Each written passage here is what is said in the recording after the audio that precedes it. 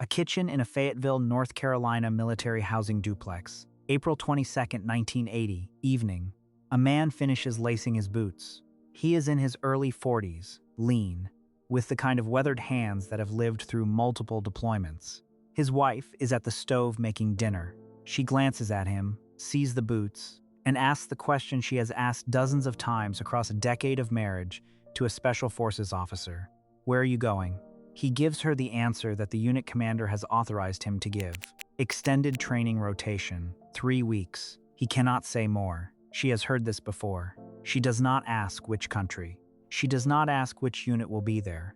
She knows by now that these questions do not get answered. She nods. She finishes dinner. They eat together.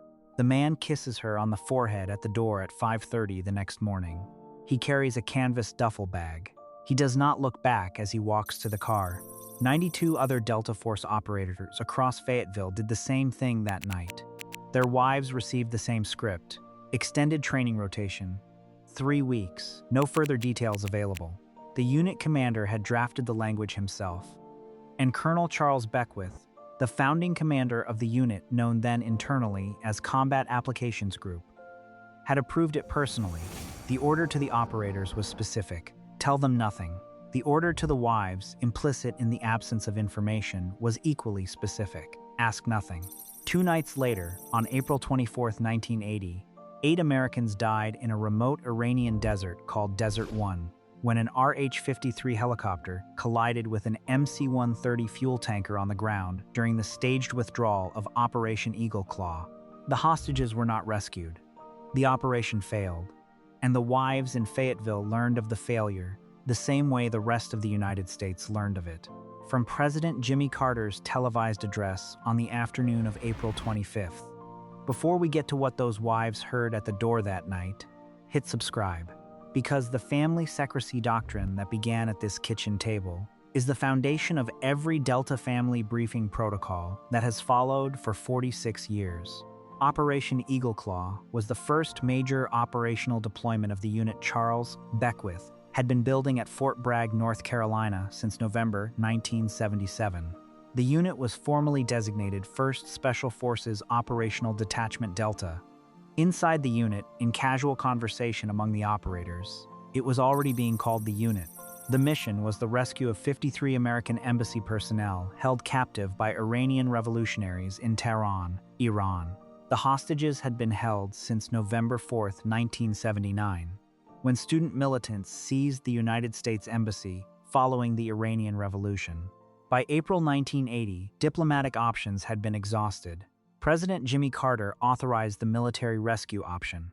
The force package was complex. 8 RH-53 Sea Stallion helicopters launched from the USS Nimitz, an aircraft carrier in the Arabian Sea. 6 MC-130 Combat Talon and EC-130 command and control aircraft launched from Masira Island, Oman, carrying fuel and the assault element. The plan called for the helicopters and the Ki-130s to rendezvous at a remote desert site inside Iran, code named Desert 1. The assault element would refuel the helicopters, then board the helicopters for the second leg of the insertion into Tehran, where the rescue itself would occur the following night. 93 Americans were involved in the operational force package. Approximately 75 of them were Delta Force operators. The remainder were Air Force aircrew, Marine helicopter crews, and a small intelligence support element. The operators had trained for the mission since November 1979, in extreme secrecy, at a site in the Tonopah Test Range area of Nevada. The cover story for their absences from Fort Bragg, communicated to wives and families through the Beckwith drafted protocol, was extended training rotation. No details available. 3 to 4 week duration. Routine. The training was not routine. The mission profile was the most complex direct action operation the United States military had ever attempted. The legal authority was Title 10 military operation, authorized by presidential directive, with notification to the appropriate congressional committees through standard military channels. The operational security requirement, however, was unprecedented. Any leak of the mission profile, the force composition, the timing, or the staging would tip the Iranian revolutionary government and likely result in the hostages being killed or moved before the rescue element could reach Tehran. Beckwith recognized that the Family Information Protocol was a significant operational security node. If any wife in Fayetteville learned that her husband was going to Iran and mentioned it casually to a neighbor or a friend, the leak could cascade. The family secrecy doctrine was not optional, it was operational. If you want to know what the 8 wives heard at the door that night when the casualty notification officers arrived, hit subscribe.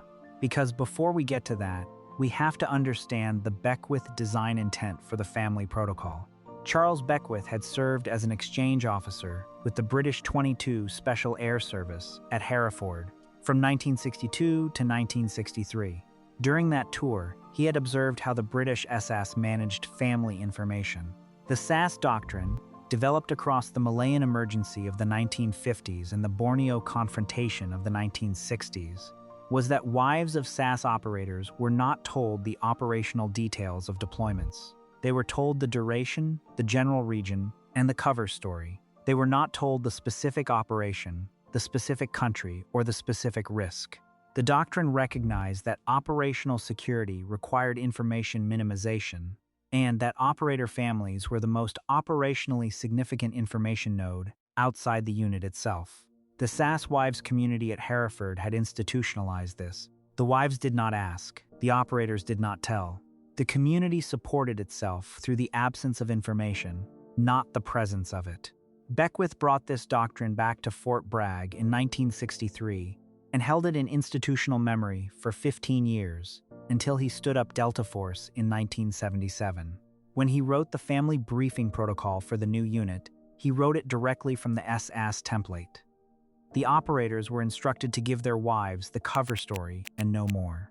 The wives were briefed informally through the Fort Bragg Spouse Community Network on what the doctrine was and why it existed. The wives who married Delta operators understood, from the first conversation with the unit commander's wife or the senior wife in their husband's squadron, that the doctrine was the doctrine. They were not asked to like it. They were not asked to enjoy it. They were asked to honor it. Most did. In the days before Eagleclaw, the 93 Americans who would fly into Desert One on April 24, 1980, went home one by one to deliver the cover story. The variations in language were small. Extended training rotation, 3 to 4 weeks. No further details. Some operators added a layer of personal protection for their wives, telling them that if they did not hear from him in 3 weeks, they should call the unit duty officer and ask for the standard family notification. Others said nothing beyond the script. The wives received the language. The wives did not ask. The kitchens of Fayetteville were quiet that night, in dozens of military housing duplexes across the post. At Desert One on the night of April 24th, the operation began to fail almost immediately. 3 of the 8 helicopters experienced mechanical failures during the approach. The minimum force package required 5 operational helicopters. Beckwith requested a mission abort. The abort authorization went up the chain to President Carter, who approved the abort. The force package began the staged withdrawal from Desert One. During the withdrawal, in the dust and confusion of multiple aircraft staging in a tight desert site at night, an RH-53 helicopter collided with an MC-130 fuel tanker on the ground. The Ki-130 caught fire. 8 Americans died in the resulting fire and explosion. 5 were Air Force, 3 were Marines.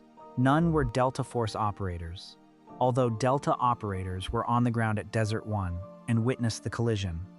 The bodies of the 8 were not recovered before the force package withdrew.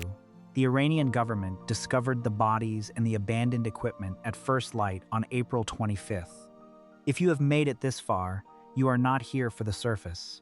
The cadet membership gives you 24-hour early access on every video, the operator emoji in chat, and a place inside the Brotherhood that does not appear on the public feed. Link in description. Back to the wives at the door. President Carter delivered the public address on the afternoon of April 25, 1980, announcing the failed operation and the 8 casualties. The address was broadcast on all 3 major networks.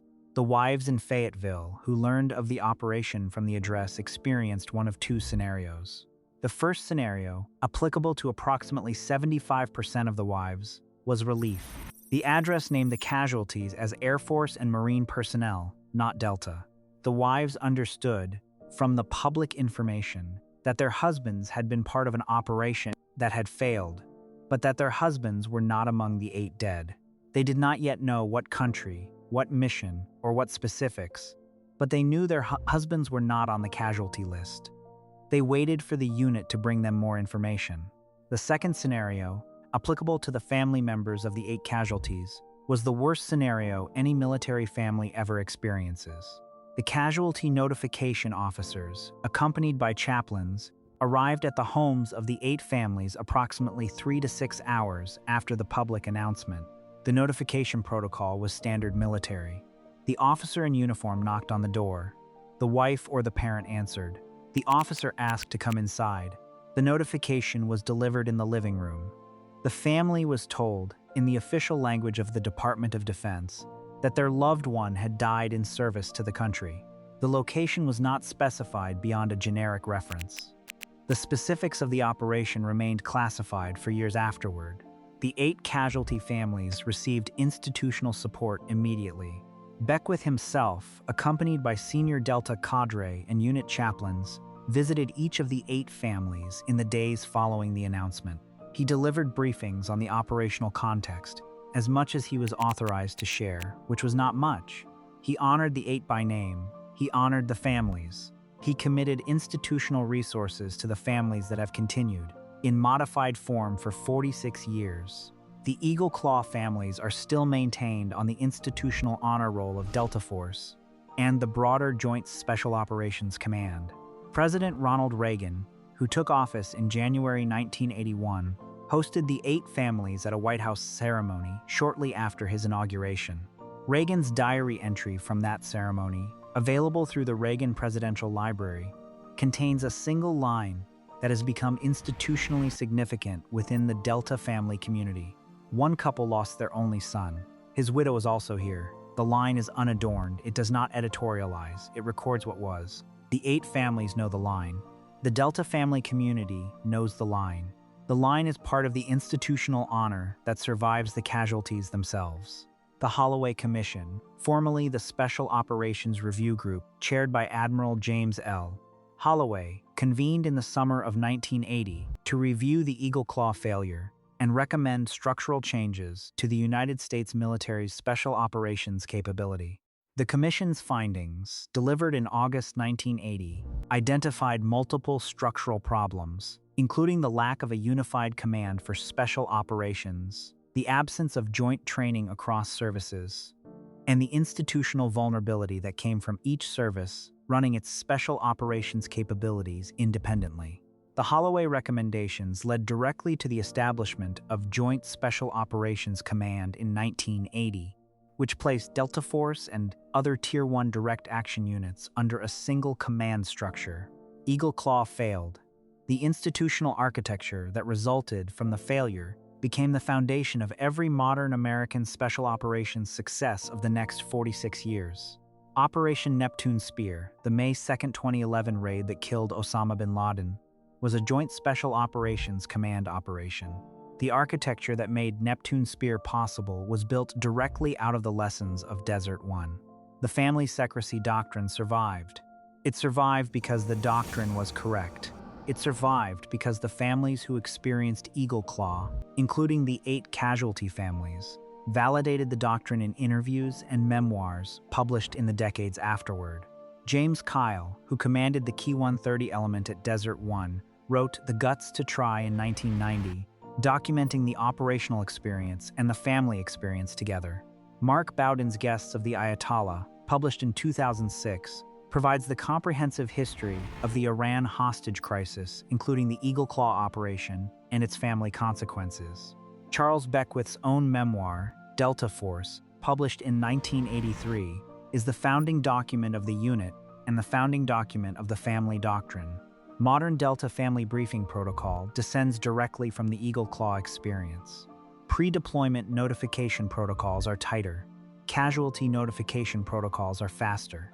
Family support architecture is more institutionalized. The Fort Bragg spouse community is larger, more organized, and more resourced than it was in 1980. The wives who marry Delta operators in 2026 still receive the same essential briefing from the senior wife in their husband's squadron that Beckwith institutionalized in 1977. Tell them nothing was not cruelty. Tell them nothing was the institutional discipline that protected the operators, the operation, and the family unit itself. The wives who honor it across 46 years of deployments have done so not because they were forced to, but because the doctrine worked. Here is what the public discourse around military families generally misses. The discourse frames the families as victims of the secrecy doctrine. The frame assumes that the wives wanted more information and were denied it. The Delta wives community, across 46 years, has produced almost no public criticism of the family secrecy doctrine. The wives understood the doctrine. They chose it, in the sense that they chose to marry into the unit. They institutionalized it. The Beckwith design intent was honored by the population it was designed to protect. Here is what the SEAL community will not tell you. The DevGru Family Briefing Protocol borrowed heavily from the Delta Protocol in the early 80s. Naval Special Warfare adopted the Beckwith framework with minor modifications for the Virginia Beach community. The Dam Neck Annex spouse community runs the same essential doctrine that the Fort Bragg spouse community runs. The doctrine is universal across United States Tier 1 because it works. Tell me in the comments whether you think the family secrecy doctrine should be relaxed in the modern era, or whether it should remain exactly what Beckwith wrote. And if you want to see the parts the channel cannot say publicly, the members-only videos cover the operators we are not allowed to name on the public feed. That is the official tier. Link in description. The kitchen in Fayetteville on the night of April 22, 1980, is no longer there. The military housing duplex was demolished decades ago and replaced with newer construction. The names of the 93 Americans who flew into Desert One are public. The names of the 8 who died are honored every year at Joint Special Operations Command commemorations. The wives who waited that night are mostly still living, in their late 70s and 80s now, and most have never spoken publicly about what they experienced. The Beckwith family secrecy doctrine is still the doctrine. The wives in the modern Delta community honor it the same way the Eagleclaw wives honored it. Different decade, same institution, same brotherhood, same kitchen at 5:30 in the morning, somewhere in Fayetteville, when an operator kisses his wife on the forehead and walks out to a car for a destination she will not be told about. Tell her nothing. The doctrine survives because the institution survives. And the institution survives because the doctrine is the doctrine.